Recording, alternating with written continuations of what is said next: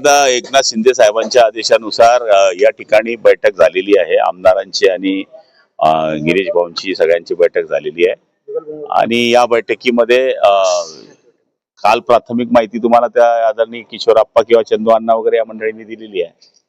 तरी मला तरी असं वाटतं की अजून आता आज 11:30 वाजता आमची बैठक होणार आहे आणि त्या बैठकीमध्ये महायुतीचे सगळे नेते मंडळी उपस्थित राहणार आहे. निर्णय तर झालेला आहे. शिंदे साहेबांनी सांगितलंय महायुतीच्या उमेदवाराला काल गिरीश भाऊ म्हटले तुम्ही अधिकृत घोषणा करणार आहात या सगळ्याची. हे बघा, शेवटी हा विषय जो होता, हा जो बॉल होता हा शिंदे साहेबांकडे होता. त्यामुळे शिंदे साहेबांचा या ठिकाणी काल मलाही फोन आला होता रात्री. त्यामुळे मला तरी असं वाटतं की आता 11:30 वाजता अधिकृत याची घोषणा होईल आणि काल जवळपास हे चित्र स्पष्ट झालेलं आहे की महायुतीचा उमेदवार आम्ही निवडून देण्याकरता प्रयत्न करू. आतापर्यंत जर बघितलं तर ही जागा शिवसेनेने मागितली होती. अनेक कार्यकर्त्यांमध्ये अजून पण नाराजी होती, बंडखोरी पण झाली होती. शिवसेनेचं संपूर्णपणे ताकद ही महायुतीच्या उमेदवाराच्या पाठीशी राहणार आहे का?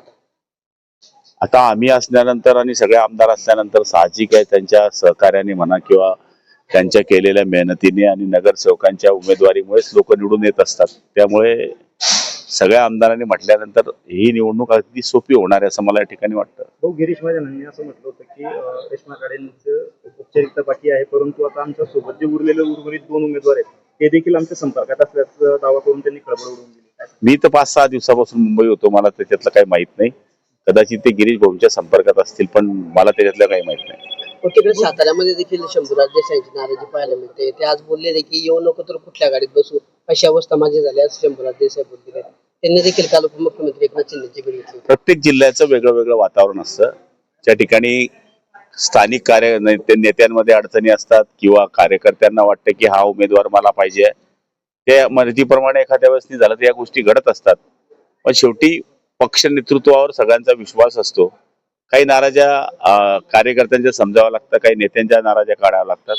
त्या पद्धतीने पक्ष प्रयत्न करत असतो आणि या काळामध्ये तोच प्रयत्न पक्षाचा चाललाय. शिंदे सेनेत पश्चाताप होत असल्याची चर्चा आहे.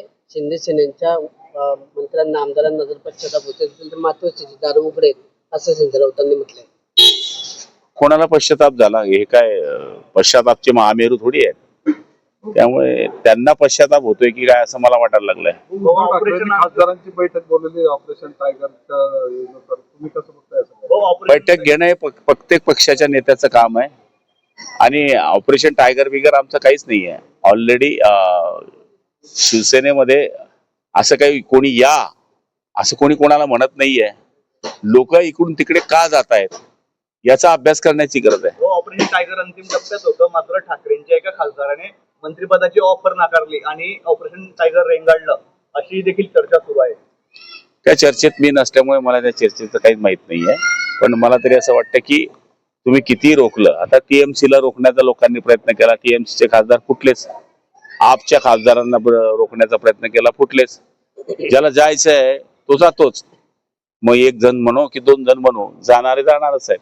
तिकडे नाशिकमध्ये तिढा सुटलेला आहे, मात्र तरी देखील आज जे मतदार आहेत तिथले ते सहलीला रवाना होणार आहे. ठाण्याला महायुतीची बैठक पार पडल्यानंतर नाशिकमधून ते ठाण्याला रवाना होणार आहे. आता प्रत्येक पक्षाच्या तिथल्या स्थानिक नेत्यांवर आणि तिथल्या नगरसेवकांवरच्या वेगवेगळ्या ज्या गोष्टी असतात त्या पद्धतीनं पक्ष पाऊल उचलत असतो की कुठल्या गोष्टीमध्ये आपण सेफ राहू. असं वाटत असेल गिरीश भाऊंना किंवा तिथल्या शिवसेनेच्या नेत्यांना की नगरसेवकांना बाहेर नेलं असेल तर ते बाहेर नेत आहेत. परत बैठक होते तुम्ही म्हणता, जर निर्णय झाल्यासारखंच आहे. शिंदे साहेबांनी सांगितलं तुम्ही बैठक तर घ्यावी लागेल ना, कारण की आम्ही म्हटलं म्हणून सगळंच होईल असं नाही. बैठकीमध्ये लोकसभेच्या विभागाचे दौरे ठरवावे लागतील, नगरपालिकेचे दौरे ठरवावे लागतील, नगरसेवकांच्या भेटीगाठी किंवा मेळावे ठरवावे लागतील. आम्ही एक मत देणारे नाहीत ना. मत देणारा राजा हा शहरात बसलाय, तर त्यांच्याकडे तर जावं लागेल की नाही सगळ्यांना. राष्ट्रवादीच्या आमदारांनी नाशिकमध्ये उघडून नाराजी व्यक्त केली आहे रामन खोसकरांनी महायुती विरुद्ध. हे बघा, मी तर सांगतो ना, प्रत्येक जिल्ह्याचं वेगळं वेगळं आहे, पण नाराज्या दूर होत असतात शेवटी नेत्यांनी सांगितल्यावर. उत्तम जानकरांनी पण एकनाथ शिंदेची भेट घेतली. काल त्यांनी म्हटलं की आमच्याकडे पुरेशी संख्याबळ नाही, तरी पण आम्ही पाठिंबा देतोय, कारण कटुता व्हायला नको म्हणून आम्ही पाठिंबा देतोय असं म्हटलंय उत्तम जानकरांनी. मला तिथलं काही माहिती. माघार घेतली, परंतु त्यांचं असं म्हणणं की पाठिंबा दिला तरी माझी नाराजी जी आहे ती कायम. आमदारकी सोडावी लागली मला. आम्ही सुद्धा सोडली आमदारकी. असं काही नसतं. प्रारब्धाला हात ठोका. शेवटी नशिबात असेल तर गोकुळ गीतेंना याच्यापेक्षाही मोठं पद चालून येऊ शकतं. Wait and watch. आपल्या नशिबात नसेल तर ते मिळत नाही. आता आमचीही बाजू इकडे भक्कम होती, पण आम्हालाही सोडावं लागलं. मग आम्ही याच गोष्टीवर विचार करून घेतला की जगदंबेच्या मनात काही नसेल म्हणून आम्हाला हे मिळालं नाही. जळगावच्या जागेवर आपण जी माघार झालेली आहे शिवसेनेची, यात काही अटी शर्ती राहणार आहे का आपल्या पुढच्या काळात? कसल्या अटी आणि कसल्या शर्ती? बचे का नर तो बांधे का घर. जय हिंद, जय महाराष्ट्र. या सर्व मागण्यांमध्ये कुठेतरी शिवसेना जी आहे ती भाजपवर आपण ज्याला म्हणतो की प्रेशर क्रिएट करण्यामध्ये यशस्वी झालं असं बोललं जातं विधान परिषद निवडणुकीच्या प्रेशर नाहीये. पक्षाची भूमिका आणि पक्षाच्या गोष्टी काही कराव्या लागतात. कोण कोणाचं प्रेशर नसते, पण शेवटी आपल्या पक्षाची बाजू चांगली राहावी हा प्रयत्न नेत्यांनी केला पाहिजे. तो आम्ही केलेला आहे. भाजप कायम अग्रेसिव्ह असते, परंतु या ठिकाणी पहिल्यांदा असं झालं की जिल्ह्यामध्ये शिंदे गट कुठेतरी भाजपाला आपण ज्याला म्हणतो नाही नाही, आम्ही अग्रेसिव्ह नाही राहिलो. पक्षाच्या भूमिकेशी ठाम राहिलो. जर आम्हाला सगळीकडे जे वेगळं वेगळं चित्र दिसत होतं, आम्ही पण म्हटलं मग आम्ही का मागं राहावं. याचा अर्थ आम्ही ताठर होतो असं नाहीये.